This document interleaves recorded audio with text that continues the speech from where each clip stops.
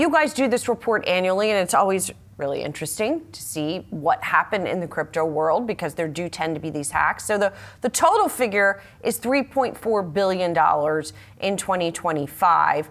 How does that compare with prior years, and what do we need to know about that total aggregate number?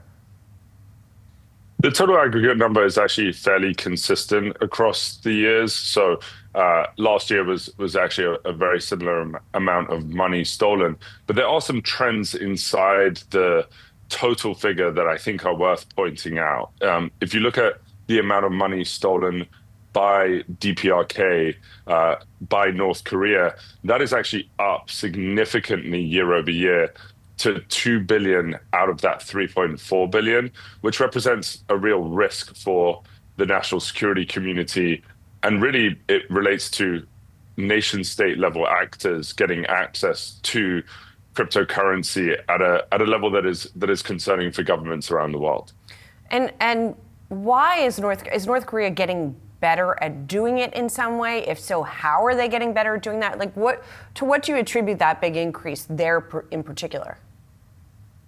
Their level of sophistication across their operation is actually increasing. And I would say that, we break that down into two elements. One is getting hands on the funds in the first place. And the second is the laundering procedure that they follow afterwards. In terms of them getting their hands on funds, they are infiltrating organizations with, tech workers. People may have heard of, the North Korean IT worker that has been given a job at a tech company that then is, infiltrating, stealing source code, getting access to different systems that then get leveraged for, these types of attacks moving forward. They've also increased that level of sophistication where they are now not just posing as an IT worker, but they are also posing as recruiters, talking to IT workers to gain access to their systems, to gain intelligence about how things are operating, to commit these types of attacks. So in terms of getting their hands on their crypto, that infrastructure around the IT worker, around infiltrating big organizations, they have become much more sophisticated at doing that. And it's a major threat that the industry is really tackling head on. And then the process of laundering those proceeds, they have increasingly become the most sophisticated money launderers in the game too. And so we have observed them breaking down the amount that they have been stealing into very small chunks and following, a pretty sophisticated integration and layering program to obfuscate those funds being reintegrated into the financial system and ultimately being used to pay for, the war machine and nuclear weapons.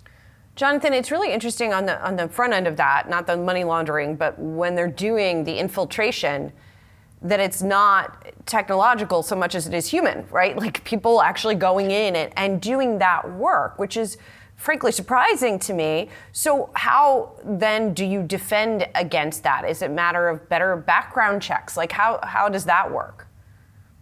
A lot of businesses that are at risk are doing in-person interviews, for example, for critical roles. There's a lot of provisioning of systems where you don't allow people to get access to sensitive systems, and you only get that to happen over time. There's a lot of technology that also gets used now in even remote interviews where you can really verify where someone is and find ways to detect different things happening on the computer itself. And really this is a cat and mouse game as the attackers get more sophisticated and the defenders in the HR teams now need to really be consciously protecting the organization, not just bringing talent in to the company.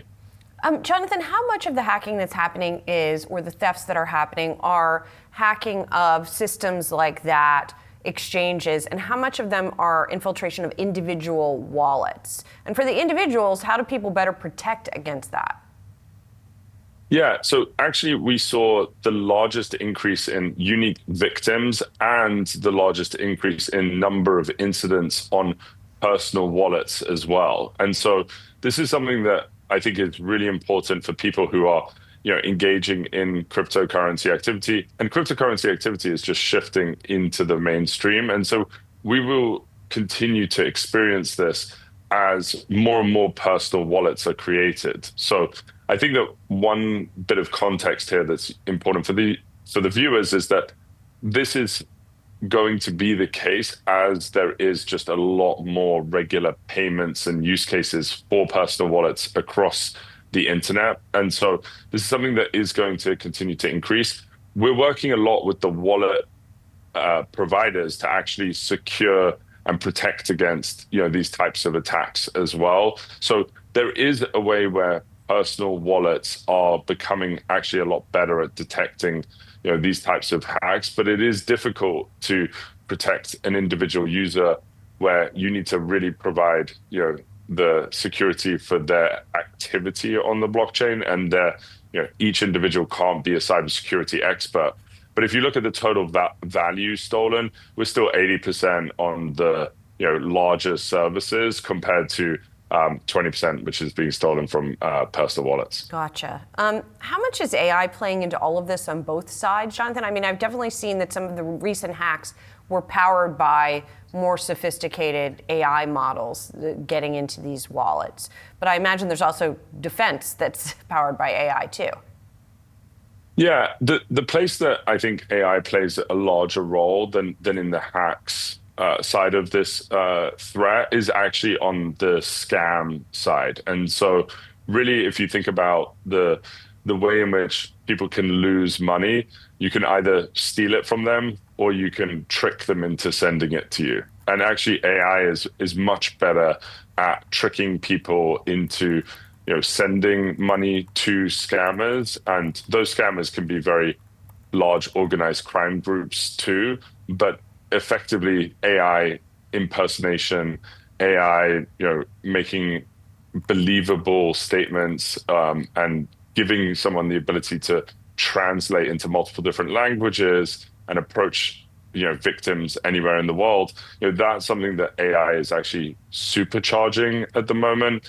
And the only defense mechanism for that is to actually meet that with AI from the defending side. And so Chainalysis, we deploy AI agents at scale to actually collect intelligence from scammers that are attacking our population with the power of AI. And so you have this battle between an AI that can impersonate a victim and AI that can actually cause a victim harm. And that threat intelligence is being used across the industry to protect users against this type of scam activity. And very proud of the work that we've been doing over the past year for protecting consumers at scale globally against these types of threats. Jonathan, good to see you. Thanks so much. Thanks so much.